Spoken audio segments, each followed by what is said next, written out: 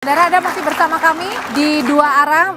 Pak Komarudin melanjutkan pertanyaan saya sebelumnya. Sebenarnya kenapa sih muncul adanya isu soal pemakzulan ini? Sebenarnya posisi dari PPAD sendiri setuju atau tidak dengan pemakzulan Wapres Gibran, Pak Komarudin? Iya, saya selaku pelaksana tugas Ketua Umum PPAD, ya sebenarnya terkaget-kaget dengan isu itu. Kenapa? Karena kalau purnawirawan itu kan sebenarnya dia punya mekanisme ya untuk menyampaikan pendapat. Namun demikian, walaupun kita terkaget-kaget dengan isu yang ke-8 itu, saya selaku junior dari yang saya lihat di dalam foto, ya ada senior saya Bang Narko, Pak Paruloji, Pak Tiasno ya. Pak Tiasno itu adalah Kepala Staf Angkatan Darat saya pada saat itu, dan saya komandan batalion. Jadi saya tahu persis bagaimana kinerja para senior ini untuk bangsa ini. Jadi harga yang paling nyawa yang paling berharga pada dirinya, pada masanya, dia akan menyerahkan itu kepada negara. Jadi dalam hal ini Pak Komarudin juga tidak tahu ada usulan seperti ini? Ya, karena itu senior saya itu orang-orang yang baik, saya hormat, tetapi biarlah kebebasan menyampaikan pendapat itu kan diatur ya dalam alam demokrasi ini sesuai konstitusi. Kita ini sipil, masuk tentara, hak politiknya dikebiri, pensiun kembali lagi seperti rakyat. Jadi kepada senior saya yang purnawirawan itu bebas menyampaikan pendapatnya, tetapi itu kan atas nama pribadi. Jadi kalau ditanya Pak Komarudin selaku apa, saya bicara adalah selaku PPAD. Jadi PPAD itu berarti resmi, satu badan purnawirawan Angkatan Darat yang punya badan hukum, sehingga kalau menyampaikan pendapat juga adalah berdasarkan mekanisme yang sudah diatur di dalam ADART PPAD. Jadi itu, apa yang disampaikan senior saya itu, saya mengatakan saya hargai pendapat senior-senior saya itu. Namun kalau ditanya saya selaku organisasi PPAD, saya tidak sependapat dengan caranya ya, karena menurut saya dengan caranya atau tidak sependapat dengan pemakzulan? Bukan, saya tidak berbicara masalah pemakzulan. 8 poin itu menurut kami PPAD, kalau mau menyampaikan pendapat di muka umum, purnawirawan Angkatan Darat ya, karena itu kan atas nama purnawirawan. Purnawirawan itu adalah TNI, Darat, Laut, Udara, dan Kepolisian. Tidak spesifik Angkatan Darat. Jadi kalau berbicara spesifik purnawirawan Angkatan Darat, kami menyampaikan pendapat apapun dia harus sesuai mekanisme yang diatur sesuai dengan ADART. Oke. Kalau gitu pertanyaan berikutnya adalah ke Mas Adi, tapi sebelum ke Mas Adi saya akan tanya kembali lagi ke Pak Komarudin. Pak Komarudin pada waktu kemarin ketemu Pak Prabowo juga kan Bapak duduk di sebelah Pak Prabowo ya. Nah pada saat kemarin itu sebenarnya Pak Prabowo sempat nanya nggak sih ke Pak Komarudin juga termasuk atau ke Pak Tri sekalipun, dibahas nggak soal kenapa ada isu pemakzulan Wapres Gibran? Iya, jadi kalau dilihat bagaimana kondisi pada saat halal bihalal itu, ada Presiden, Pak Prabowo, ada Pak Tri, ada Sri Hamengkubuwono ke-10, karena kebetulan beliau adalah anak tentara purnawirawan, KBT namanya, dan saya kemudian Menteri Pertahanan. Saat itu Pak Presiden ini bicara dengan Pak Tri ya seputar halal bihalal, bermaaf-maafan, kemudian silaturahmi, reuni antar angkatan. Di sana terlihat semua guyup karena apa? Guru ketemu anaknya, kemudian pelatih ketemu anak didiknya, senior ketemu juniornya. Jadi biasanya kalau tentara itu duduk bersama-sama dalam satu perkumpulan, malah yang diceritakan adalah masa-masa pendidikan di Magelang, di Bandung, di Malang, di Bogor, dan di Cimahi. Jadi kemarin adalah halal bihalal, tidak ada pembahasan seperti tidak ada pembahasan itu ya, sama sekali pemakzulan ya. itu. Oke, kalau gitu tapi kalau yang ditangkap sendiri Mas Adi pada saat kemarin, kebetulan atau tidak Pak Prabowo itu duduk semeja dengan Sutrisno yang kemudian juga salah satunya menyetujui soal pemakzulan Wapres Gibran begitu. Ya saya kira memang kalau kita membaca rata-rata secara umum di Indonesia itu kan memang sangat kuat dan kental soal politik simbol, Audrey. Halal bihalal yang kemarin dilakukan oleh purnawirawan TNI dan Polri di situ, saya kira memang untuk mengantisipasi bagaimana isu yang terkait dengan purnawirawan yang kemudian memiliki mazhab politik yang berbeda itu Forum Purnawirawan itu kan memberikan satu sikap politik yang 1-8, dan tak lama setelah itu kan ada juga Persatuan Purnawirawan yang seakan-akan menjadi pembanding dan membantah, yang kemudian itu menjadi feedback. Bagaimana publik melihat bahwa halal bihalal itu kalau mau bicara secara jujur ini sudah lewat waktunya.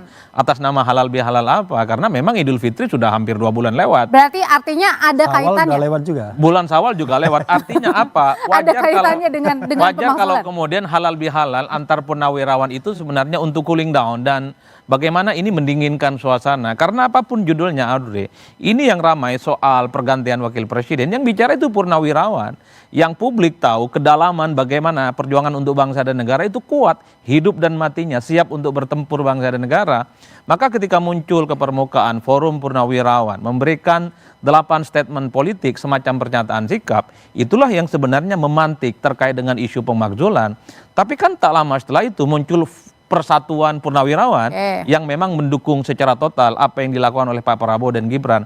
Oleh karena itu bagi saya ini adalah puzzle-puzzle yang kalau dirangkai sebenarnya kalau mau jujur memang sangat terkait dengan Pak Jokowi dan keluarga besarnya. Artinya apa? Semua isu yang kemudian muncul soal apa yang kita sebut tadi, apa namanya, matahari kembar, termasuk juga presiden boneka dan seterusnya. Apa cantolan utamanya? Artinya ini berarti ada kaitannya satu sama lain nih. Betul, ternyata cantolannya adalah Solo sebenarnya. Ada intensi yang kemudian mengait-kaitkan dengan itu semua. Itulah yang saya kira memang segala apapun yang terkait dengan Solo itu ramai, Audrey.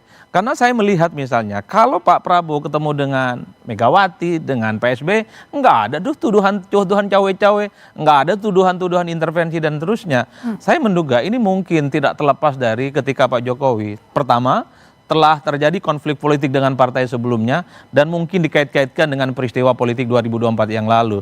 Jadi pasca Pilpres sekalipun isu-isu yang terkait dengan Pak Jokowi dan keluarga besarnya itu muncul dan resultantenya sampai detik ini selalu menimbulkan pro dan kontra. Oke, dengan isu-isu yang ada belakangan ini Bang Kodari, apakah benar ini sebagai bentuk juga mungkin menjadi momentum, makanya terakhir Pak Prabowo juga mengatakan bahwa saya bukan presiden boneka, karena ada juga yang bilang bahwa makna Prabowo ini sebenarnya sudah tidak mau lagi ikut kemauan Pak Jokowi.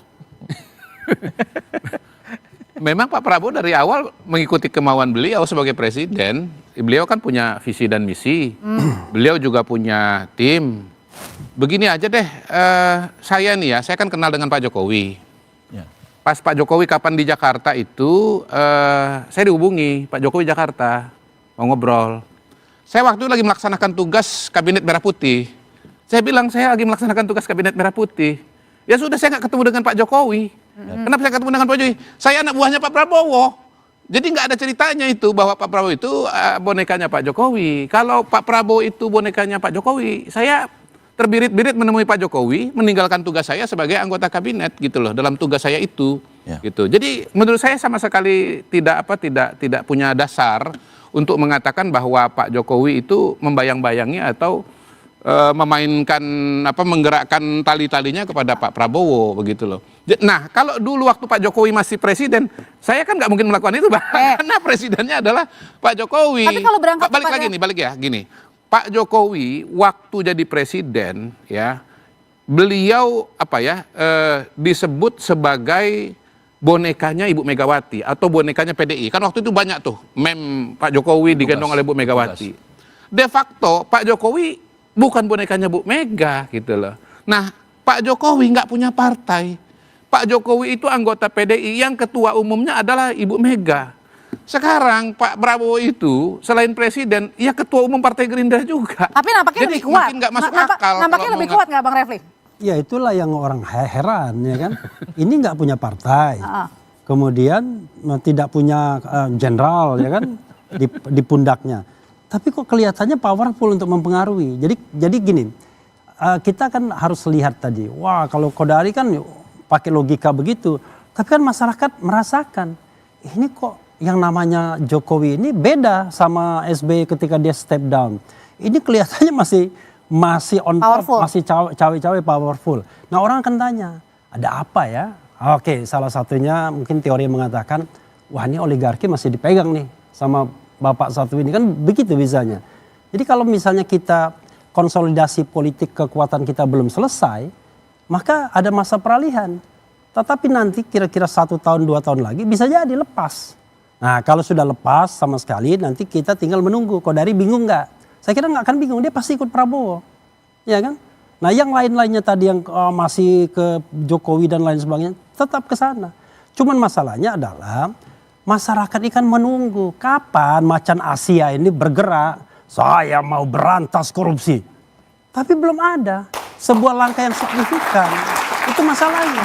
Tapi Sudah kalau banyak Pak dengan- Refli, Pertamina, sebentar dulu, ya Pak. kan? Ya, Bapak udah banyak, Kodari, udah banyak. ketika Anda ngomong, Iya. saya tidak. Silakan Pak.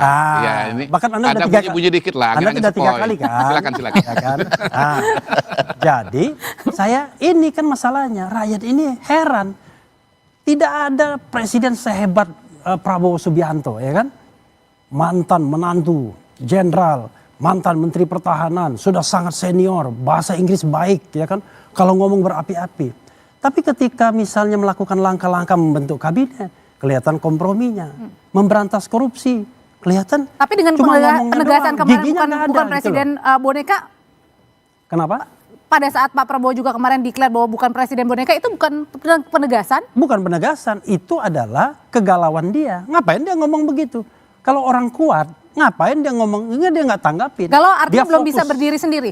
pada pekerjaan, pada visi, misi dan lain sebagainya. Makanya ada orang mengatakan, ada gini, ada pantun. Aku kira angin yang mendesir, ternyata hanya patahnya dahan. Aku kira singa padang pasir, ternyata hanya kucing rumahan. Kan nggak enak kita jadinya, benar nggak? Apalagi CSIS terakhir mengatakan, dulu ekonomi kita dibilang komodo ekonomi. Baru hari ini CSIS bilang sekarang bukan komodo ekonomi, cicak ekonomi. CSIS loh yang ngomong. Dan pertumbuhan ekonomi kita sudah di bawah 5%, padahal targetnya 8%. Ini kan persoalan yang harus kita address. Nah kalau gitu. kalau gitu adalah pertanyaan berikutnya adalah sebenarnya kalau misalnya soal isu tadi presiden bukan boneka, terus kemudian juga ada isu-isu yang lainnya, sebenarnya ini larinya kemana sih ujung muaranya? Nanti tetaplah bersama kami saudara, usai jeda kami akan kembali di Dua Arah.